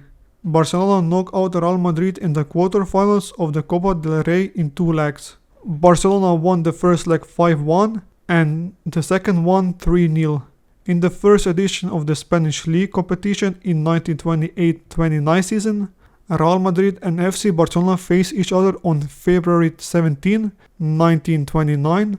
Barcelona lost the game in Madrid 2-1. However, Barcelona had the last laugh because they won the La Liga title with 25 points, while Real Madrid finished in second place with 23 points. During the 1930s, they played a total of 12 league matches and 1 cup match and 2 friendlies. On June 21, 1936, less than a month before the start of the Spanish Civil War, Real Madrid and FC Barcelona played their last game in the 1930s. Real Madrid won the game 2-1. From 1936 to 1939, all sporting events were suspended due to the Spanish Civil War. When the Spanish Civil War ended in 1939, the remaining matches before the war were played in the 1939-40 league season. Barcelona and Real Madrid faced each other one more game during the 1939-40 league season. The match ended in a goalless 0-0 draw. In the 1940s, especially in the 1943 semi-final of the Copa del Rey, Real Madrid gave FC Barcelona the biggest loss in their history. The first leg was played on 6th of June 1949. Barcelona beat Real Madrid 3-0 at home. The second leg was played on June 13, 1943 in Madrid. Real Madrid beat Barcelona 11-1. Yes, you heard it, 11-1. In the final, Real Madrid faced Athletic Bilbao and lost the game 1-0. In the 1950s was the time that El Clásico truly took over. Both clubs started to attract the biggest players around the world. In the 1950s, Real Madrid brought the biggest talent in the world to their club. His name was Alfredo Di Stefano. While Barcelona brought future Ballon d'Or winner Luis Suarez Miramontes from Deportivo de La Coruña. As of me writing the script, Real Madrid and Barcelona faced each other in 260 official matches. Real Madrid won 105 times against Barcelona, while Barcelona won against Real Madrid 103 times, and 52 games ended in a draw. In La Liga, Real Madrid won 36 titles, while Barcelona won 27 titles. In Copa del Rey, Barcelona is much better than Real Madrid. Barcelona won the cup 32 times, while Real Madrid is in third place with 20 titles. In second place is Athletic Bilbao with 24 titles. In the Supercopa de España, Barcelona is ahead of Real Madrid. Barcelona won the competition 15 times, while Real Madrid won it 13 times. In the European competition, Real Madrid is miles ahead of Barcelona. Real Madrid won the Champions League 15 times, 5 FIFA Club World Cup, 6 UEFA Super Cups, 2 Europa League titles, 3 Intercontinental Cups, and 1 FIFA Intercontinental Cup. Barcelona won the Champions League 5 times, the FIFA Club World Cup 3 times, the UEFA Super Cup 5 times, the Cup Winners' Cup 4 times, and the Intercities Fairs Cup 3 times. The biggest players to play in El Clásico were Lionel Messi, Cristiano Ronaldo, Zidane, Figo, Ronaldinho, Rivaldo, Neymar, Benzema, and so on. Arsenal, the Invincibles. In 2003, Arsenal headed into the Premier League 2003-04 season with manager Arsene Wenger and football players such as Sol Campbell, Ashley Cole, Gilberto de Silva, Thierry Henry, Jens Lehmann, Fredrik Ljungberg, Robert Pires, Kolo Touré, Patrick Vieira, and other quality players. What happened next was just pure miracle. In those 38 games, they didn't lose any single game that season. They won 26 matches and drew 12 times. After going invincible for a whole season, they received a special unique trophy. Arsenal received a unique gold trophy, the only team in the Premier League to do that. They are also the only team in the Premier League to go invincible in a season. Not even Manchester United, Manchester City, Chelsea, Liverpool, none of these teams had a season where they didn't lose any game. The closest team to not lose any single game was Chelsea in the 2004-05 season. Under Jose Mourinho, Chelsea only lost one game and conceded only 15 goals in the 2004-05 season, which is a record that will probably not be broken anytime soon. Germany 7-1 Brazil. 2014. The 2014 World Cup was held in Brazil, and the host was Brazil, which was in Group A. There were a total of 8 groups, stages from Group A to Group H. Germany was placed in G, right next to Portugal, Ghana, and the United States. Germany played its first match on June 16, 2014 against Portugal in Salvador. Fair to say, Portugal had no chance of beating Germany. Germany destroyed Portugal 4-0. Germany played its second leg on June 21, 2014 against Ghana in Fortaleza, and the game ended in a 2-2 draw. On June 26, 2014, Germany played its last group stage game against the United States in Recife. In the 55th minute, Thomas Müller scored the only goal in this match and brought them 3 points. In the round of 16, Germany faced Algeria. We all thought that Germany would easily win this game, but oh boy, they were so wrong. Germany was struggling in this game and almost lost the match if it wasn't for Manuel Neuer's saves. In regular time, the game ended in a 0-0 draw, so in extra time we will see the winner. In the 92nd minute, it was André Schürrle who broke the deadlock. Then in the 120th minute, Mesut Özil put Germany 2-0 up. Algeria would however score a consolation goal just 1 minute later, after Özil scored his goal, and so Germany advanced to the quarterfinal. In the quarterfinals, Germany faced France. The game was played on July 4, 2014 in Rio de Janeiro. Germany won the game 1-0, thanks to Mats Hummels scoring the only goal in the 13th minute. It was now the semi-final and Germany faced the host nation Brazil. A weaker Brazil because in the quarterfinals against Colombia, their best player on the team Neymar got injured, so they had to face Germany without him. And what came next still haunts Brazilians to this day. The semi-final match was played on July 8, 2014 in Belo Horizonte. In the first 13 minutes, the Brazilian fans couldn't believe what they were witnessing. Germany literally put a strap on and banned the whole Brazilian team. In the 11th minute, Thomas Müller scored the first goal for Germany. In the 23rd minute, Miroslav Klose scored the second goal for Germany. In the 24th and 26th minute, Toni Kroos scored 2 goals for Germany and Sami Khedira scored the last goal in the first half. By the 30th minute, they were already leading Brazil 5-0. Germany has literally performed a blitzkrieg performance against the Brazilian side, but the goal scoring wouldn't stop. In the second half, André Schürrle would score 2 more goals for Germany. The first one came in the 69th minute and the last goal was scored in the 79th minute. Germany was now leading 7-0. Even though Germany scored 2 more goals in the second half, it was shown by their gameplay that they stepped off the gas pedal and wanted just to end the match. In the 90th minute, Oscar scored a consolation goal to ease the pain a little bit. Germany won the game 7-1 and advanced to the final. In the final they defeated Argentina, and the hero was Mario Götze, scoring the winning goal to win Germany the 4th World Cup trophy. Real Madrid Galácticos. On 17th of July 2000, representative member Florentino Perez became the president of Real Madrid.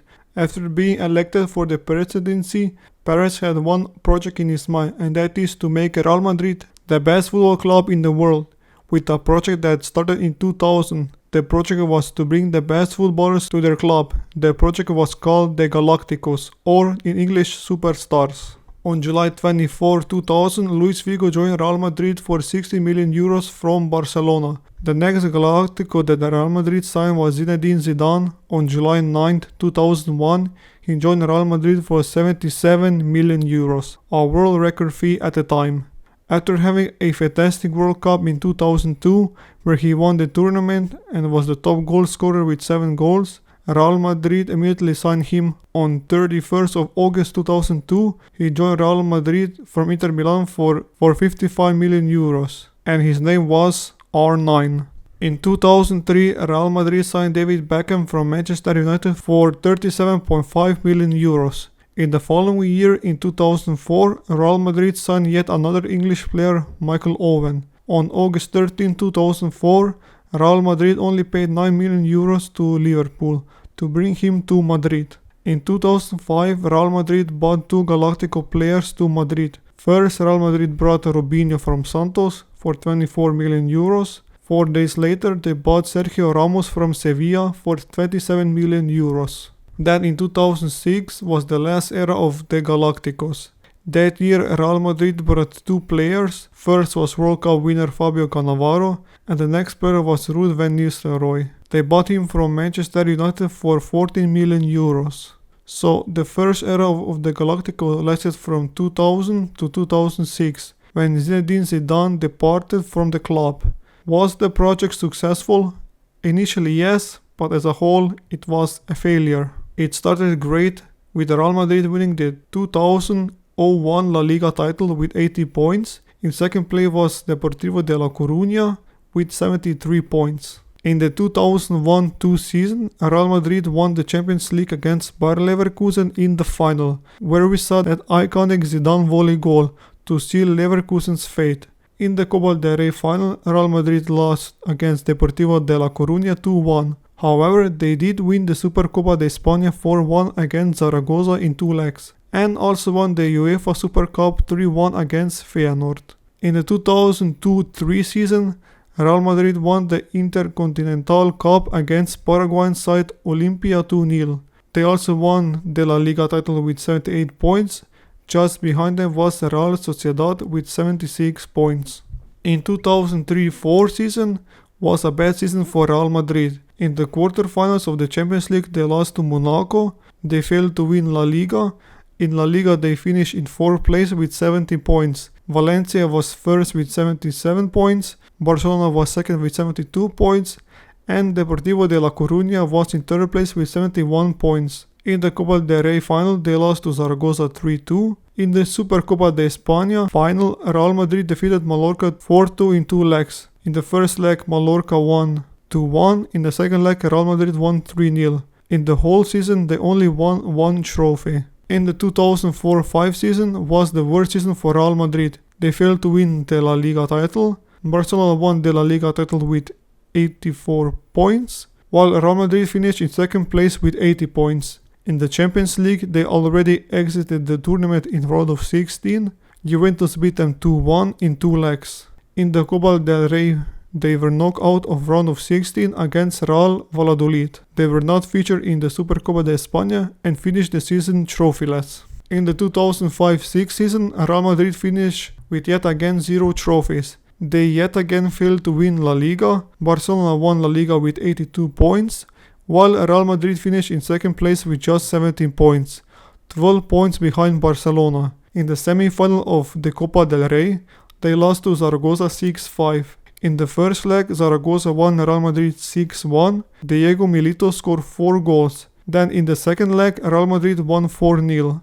In the Champions League, they lost to Arsenal 1-0 in both legs in the round of 16, and because they didn't win La Liga or the Copa del Rey, they were not featured in the Supercopa de España, finishing the season with yet again 0 trophies. On 27th of February 2006, Florentino Perez announced his resignation and said the club and the team needs a new direction.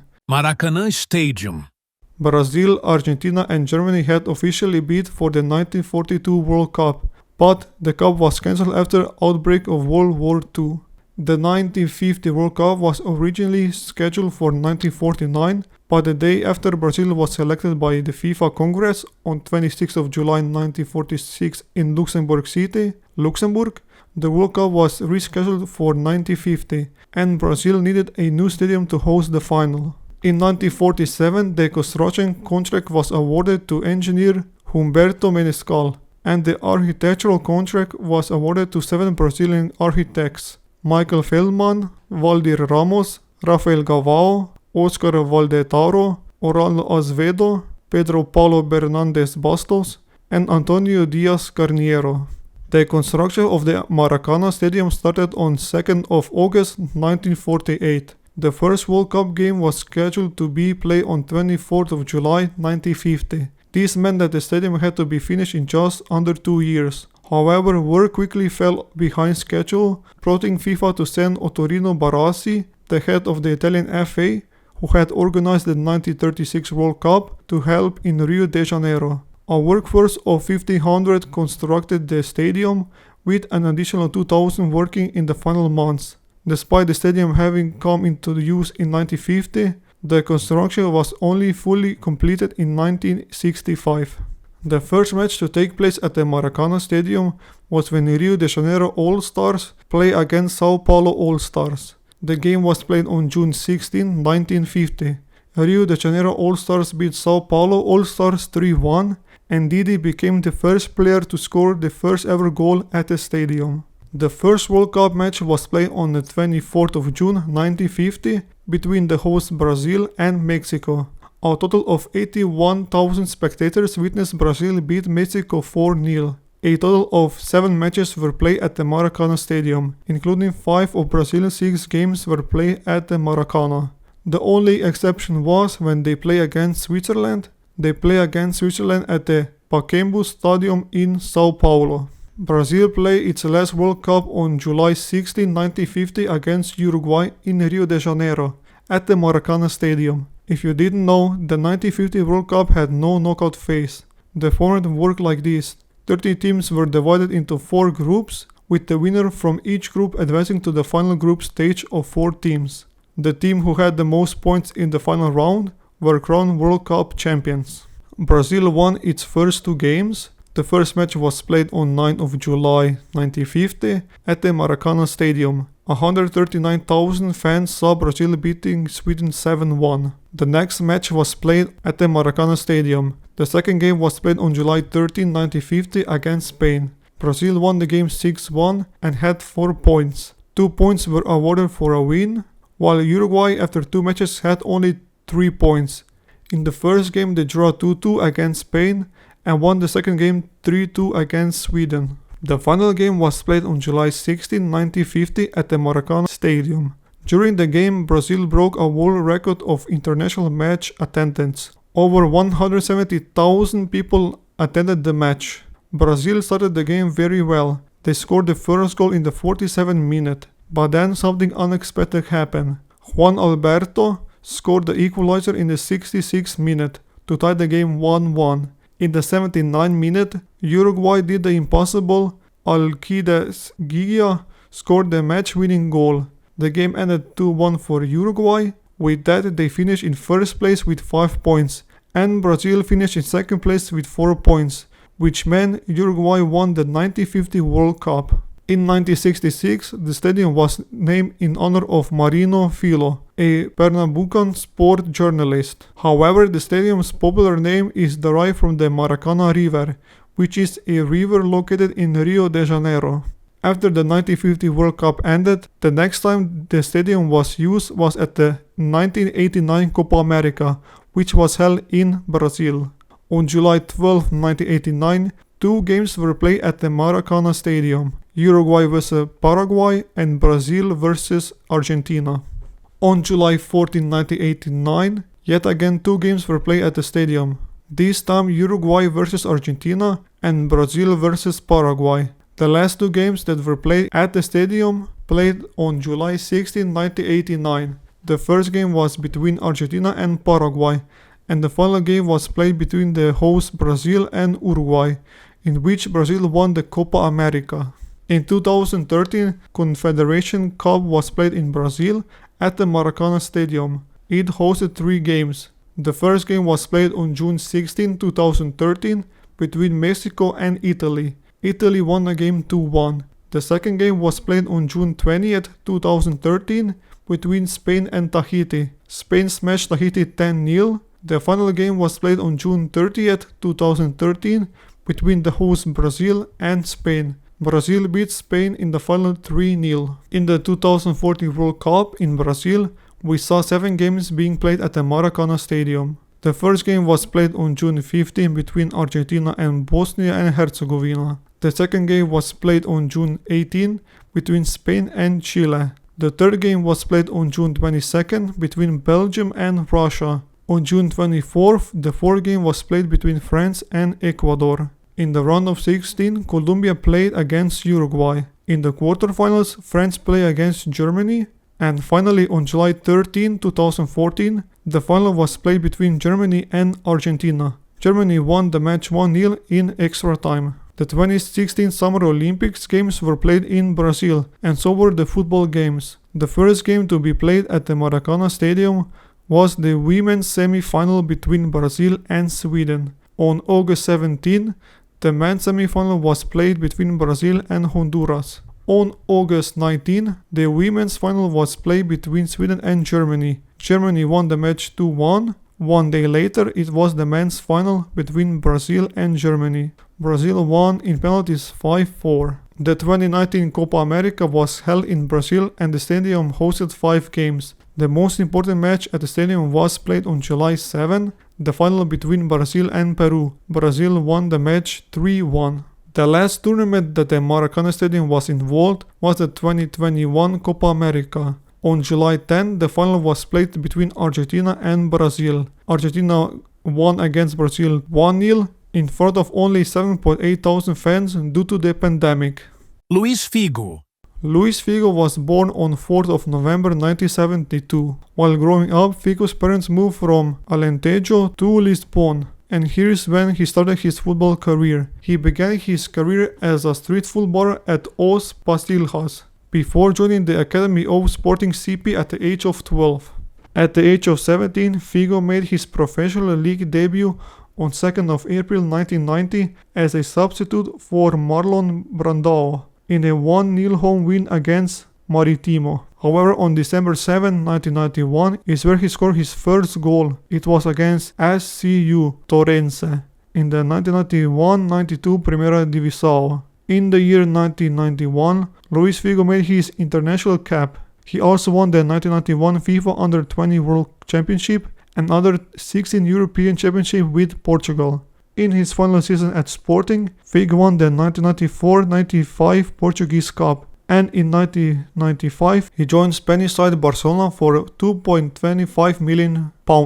In Barcelona, Figo's career really took off. He played alongside players such as R9, Rivaldo and Patrick Kluivert. Luís Figo made his first debut for Barcelona on 9th of September 1995 against CP Merida. Figo played for Barcelona from 1995 to 2000, where he made 249 appearances, scored 45 goals and assisted 90 times. With Barcelona, Figo won 2 La Liga titles, 1 UEFA Super Cup, 1 UEFA Cup Winners' Cup, 2 Copa del Rey Cups, and 2 Supercopa de España Cups. In 2000, he won the Ballon d'Or over Zinedine Zidane, but at the time he was with Real Madrid. On July 24, 2000, Luís Figo joined Real Madrid for €62 million and became the most hated man in Catalonia. Figo made his debut for Real Madrid on 9th of September 2000 against Valencia, where he assisted the winning goal to Raúl González.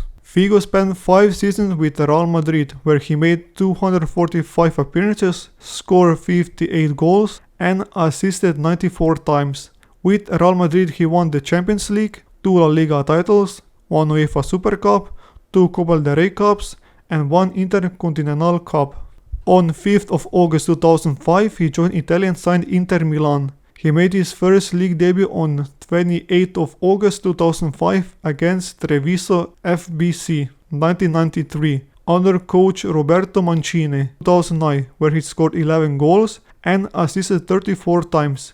With Inter Milan, Figo won 4 Italian titles, 1 Coppa Italia and 3 Supercoppa Italiana. On May 16, 2009, Figo announced his retirement from football. For Portugal, Luís Figo made 127 appearances and scored 32 goals. Manchester United 8-2 Arsenal 2011. Sunday, August 28, 2011. Manchester United faced Arsene Wenger's Arsenal side on match day 3 in Manchester. In the 22nd minute, Man United struck first in this match. It was Danny Welbeck that scored the first goal of the game. In the 27th minute, Johnny Evans fouls Theo Walcott, and the referee Howard Webb gives Arsenal a penalty. Robin van Persie kicks the ball and David De Gea saves it. Just 1 minute later, in the 28th minute, Ashley Cole scored the second goal for Manchester United.